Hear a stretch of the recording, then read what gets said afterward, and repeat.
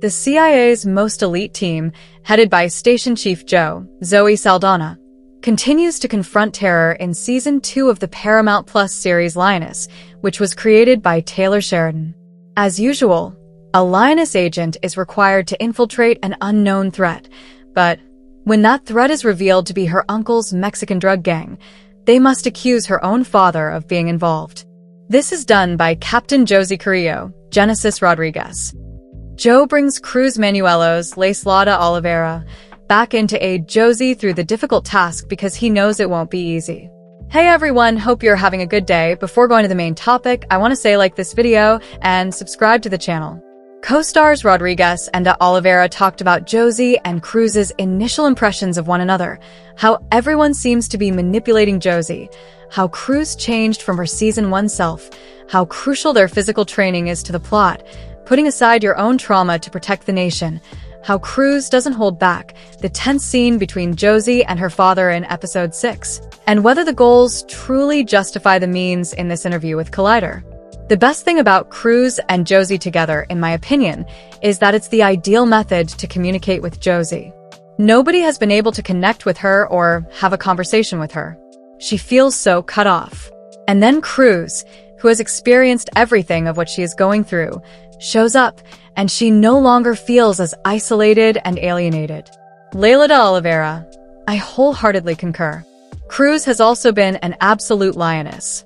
The relationship between Cruz, Josie, and Joe is quite complex. Cruz just recently became a lioness, whereas Joe was a lioness some time ago, so Joe's strategy with Josie will differ from Cruz's strategy with Josie. How do I get this girl to do what she needs me to do, or else it's going to be really hard for me? I'm going to essentially have to terminate the lioness, and we don't want that to happen. It's a big elephant in the room, and it makes for a very dynamic relationship between the two of them. Exploring the nuances of this question was a lot of fun. It's just figuring out pushing each other's boundaries and exploring all of that. Josie is obviously unaware of that, and it's the last thing Cruz wants to do. De Oliveira, Cruz's path is amazing. She recently completed this mission, and she feels a great deal of remorse about it. And because it's your own family, I believe that when I was going over these sequences with Genesis, I experienced that guilt all over again, forcing someone to do the very thing that I didn't want to do on a much deeper level. De Oliveira, I can connect the dots and see what Cruz has been investigating because I know where the story goes. This season, she has completely changed. Compared to the first season, she has dramatically changed. She clearly went through a lot of trauma in the first season, and she is attempting to use that trauma to gain insight into the workings of the geopolitical system she is a part of. She is attempting to take a more cerebral approach to this time of year or season in her life. In the upcoming season, we will examine her growth. She will, in my opinion, always feel guilty, but ultimately, she puts her nation, its defense, and her selflessness first. I believe she's attempting to determine for herself the most effective approach to accomplish it. De Oliveira, indeed. Cruz is constantly under a cloud, particularly in light of what she endured in the first season. Cruz is a badass and all that, but what I truly appreciate about her is that she loves love and has a really sensitive spirit. I can't wait for the public to see that aspect of her as well. Rodriguez. The story was told much more effectively because of the physicality and training we had before the event. Without them ever speaking, you can tell who they are just by looking at them and the way they conduct themselves. After that, you can see what's inside as the tiny layers begin to peel off. I'm glad you were able to observe that these characters' physical characteristics have changed as well. We begin to hold ourselves in rather different ways. De Oliveira. Walking is crucial, in my opinion. It may sound absurd, but Cruz is very different from Laislada in the way I handle him. I really want to instill that as much as I can since she moves in a completely different manner than I do, right down to the smallest detail. De Oliveira, when learning hand-to-hand combat, the dancing you mentioned is a tremendously useful skill to have. I really dug into learning the choreography because I used to dance a little bit too, but I'm clumsy as hell. That is really helpful in my opinion. Rodriguez. Cruz, in my opinion, is the first person to speak to her as though she were a human who must perform the most horrifying task imaginable, and she truly resonates with that. In contrast, Joe's words are expected of her since she sacrificed her life for her nation. She is very resistant because of this. She has dedicated her entire life to her nation, so what they are asking of her is difficult. Cruz's approach is to just humanize her and establish a connection with her. There isn't really any other way to go about it. As a former army captain, this person has experience. This person gives instructions to others. Her time is over. She has advanced in her career. She is strong in her own right. Therefore, it was not appropriate to be strong and resistant with her. Thunder is her call sign. She may be heard from a great distance. You can't reach her heart or mind that way. De Oliveira, that's a really good query. She seems to truly comprehend what Josie is going through, so there's a battle there. However, the stakes are extremely high. It's a mission near home. The main focus of the entire show is how these individuals sacrifice themselves to defend the nation, putting aside their own personal tragedies. Cruz's nation will always be her greatest passion. Additionally, sacrifices must be made because the objective is now closer to home. De Oliveira, it's amazing to play. I enjoy portraying the most dissimilar characters. Prior to this, I was a villainous woman to kids. I adore unabashed, unconventional roles. What is it like to be friends with Cruz, specifically? She doesn't seem to have many pals, in my opinion. However, perhaps others will realize that it's a very selfless aspect of her. In reality, she is merely attempting to perform her duties as effectively as possible. De Oliveira. Throughout the entire program, it seems like no one ever sugarcoats anything about her. Cruz, however, uses delicate methods with Josie. She can be straightforward at times, but there are also times when she sugarcoats things. That's how she wins her trust, in my opinion. She's not hearing anything from anyone. No one. She is not being prepared for what she must do by Joe. The entire time, she is in the dark. Cruz, on the other hand, is the only one who is relating to her and giving her straight. It's likely that she finds the candor coming from her refreshing and that it's working. Rodriguez, that was shot in a single day. I thought, whoa, this is going to be a tough day when I read those parts, but I really like what director Stephen K. said about not giving up and just being completely honest and telling him. To be honest, there is no way to be ready for such events. You simply go there, act as a small vessel, and be there, hoping that things happen even somewhat as you have planned. The shooting day was enjoyable. De Oliveira, it was fantastic. Cruise mode, let's go. I said I couldn't wait to switch into cruise mode. Seeing what her father does to her is heartbreaking, and I believe Cruz finds it particularly poignant. The Cruz has a unique opportunity to shield Josie from something she has experienced throughout her life and fled from. Cruz's arrival is a memorable time because it's a contributing factor in her decision to enlist in the military. De Oliveira, that's a really good query. Yes, I believe so. In our line of work, there will likely always be days when you doubt that.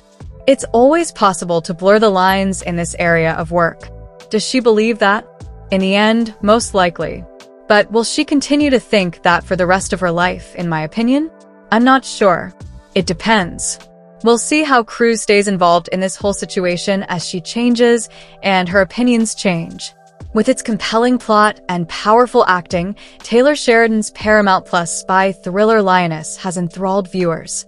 The show, which is in its second season, centers on a secret CIA operation that sends female agents into dangerous circumstances under the direction of Zoe Saldana. As Season 2 draws to a close, recent remarks made by one of the show's main characters have raised rumors concerning Lioness Season 3. Zoe Saldana, who plays the tenacious Jo, recently talked about her dedication to the show in an interview with Vanity Fair. Saldana revealed, "I signed up for 3 seasons at least, but she says her engagement extends beyond what is required by contract." As the actress explains, working with Taylor Sheridan, a cowboy that lives off the grid, has been a creative adventure. Her remarks definitely imply that the show's makers envisage a lengthier narrative for the series, perhaps going beyond a third season, as reported by Just Jared, even though they do not formally announce a renewal. Lioness has reached new heights in its second season as the CIA's war on terrorism becomes more personal. To combat a new, enigmatic menace, Jo enlists the help of Caitlin Nicole Kidman, Byron Michael Kelly, and others. Because her position as a leader requires her to make significant personal sacrifices, the story goes deeper into Jo's personal toll. Lioness Season 3 might examine the changing dynamics within the program and the rising stakes in its operations if the show goes on. Given Sheridan's track record of creating multi-season arcs in his other popular shows, such as Yellowstone, fans are excited to see how he will develop the plot. Even though Lioness Season 3 has not yet received formal Paramount Plus approval, the show's history suggests that things could go well. Given that the first and second seasons were separated by around a year, Season 3 might potentially debut in the autumn of 2025, assuming it is renewed. In the upcoming months, production announcements or updates are anticipated. With successful shows like Yellowstone and Tulsa King under his belt, Taylor Sheridan is a standout creator for Paramount Plus thanks to his storytelling skills. Audiences have responded favorably to his distinctive style of fusing personal drama with more general themes of responsibility and sacrifice. Driven by Saldana, Kidman, and an impressive ensemble cast, Lioness has grown to be an important part of Sheridan's expanding legacy. For Lioness lovers, Zoe Saldana's remarks offer hope even though an official renewal is still waiting. The show looks to keep producing high-stakes drama and exciting espionage because of its intriguing premise and talented creative team. Although a third season of Lioness has not been formally announced, a recent interview with one of the cast members has raised rumors that it might be renewed. Even though the series is completely made up, it incorporates the idea of the real-life Team Lioness military program into its plot. Morgan Freeman has been quite picky about the tiny screen throughout his extraordinarily successful career. The Twilight Zone, Another World, Madam Secretary, and other serial dramas have featured him in a few memorable recurrent appearances, but those have been few and far between, and he has never been a regular cast member on any television series until now, that is. The Academy Award-winning actor was promoted to series regular for the first time in his arduous career for the second season of Lioness, previously Special Ops, Lioness, and the whole reason he chose to commit to this role was very straightforward. When asked why he decided to join the show, he responded, Taylor Sheridan, to TV Insider. I'm really captivated by him and his art. He consistently produces high-quality work. In Season 1, Freeman claims that Sheridan approached him with a job as an offer he was unable to turn down. He cast me to play the role that he wrote. This is flattering in and of itself, so it's almost like he's telling me, I wrote this for you, Freeman recalled. There's nothing better than putting on cozy shoes after that.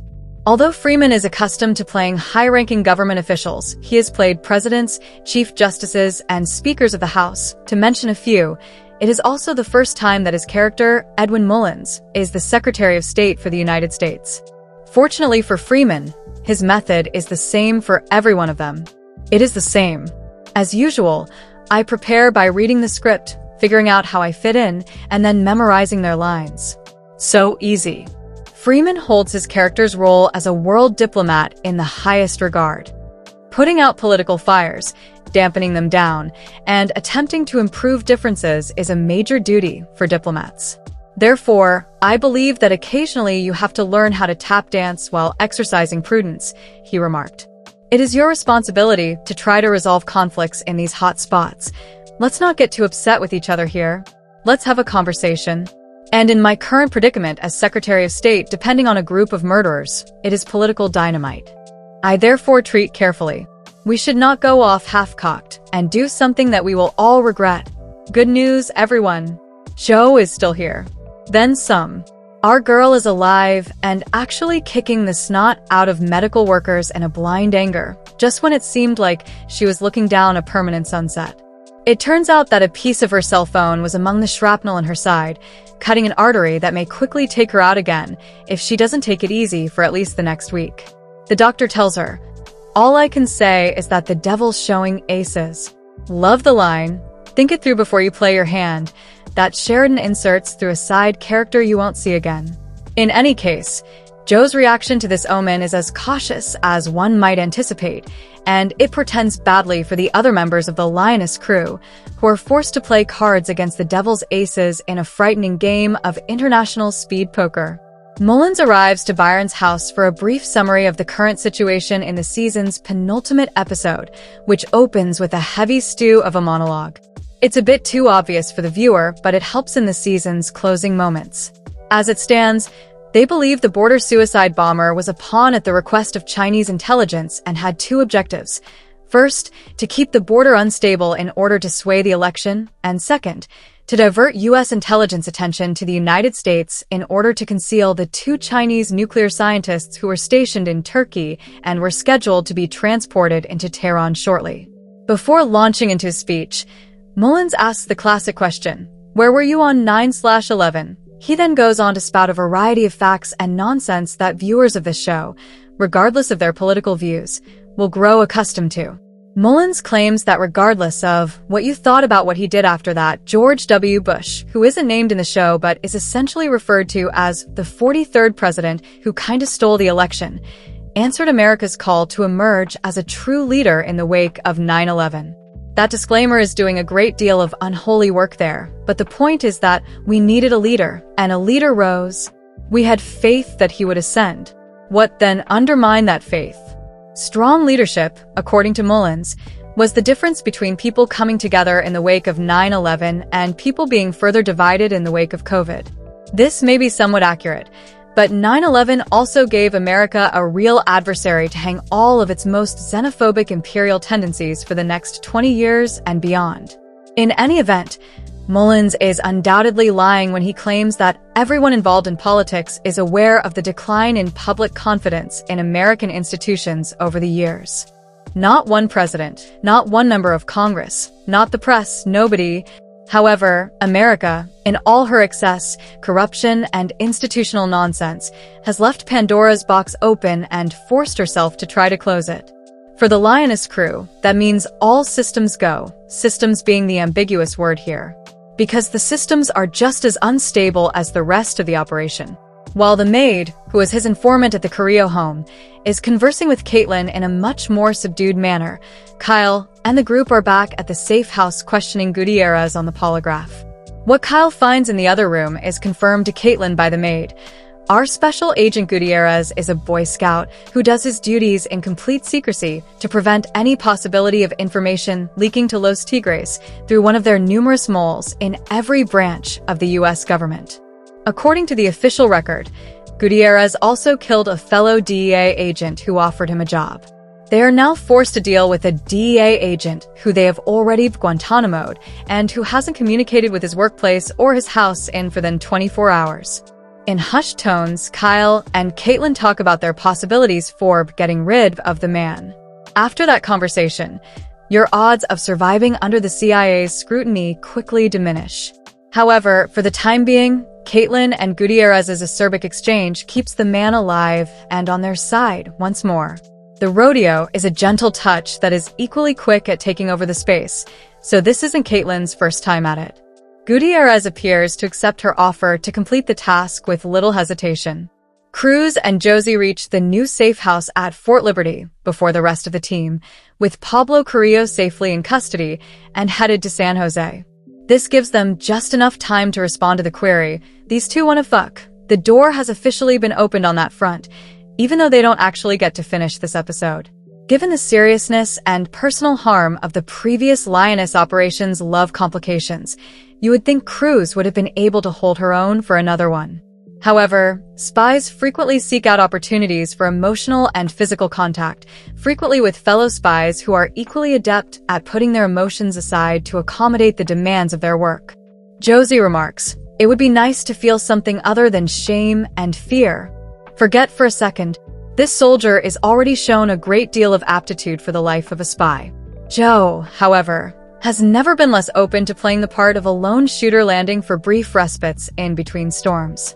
She recently found a new field operative in Cruz, and she has a pleasant family life and a solid marriage.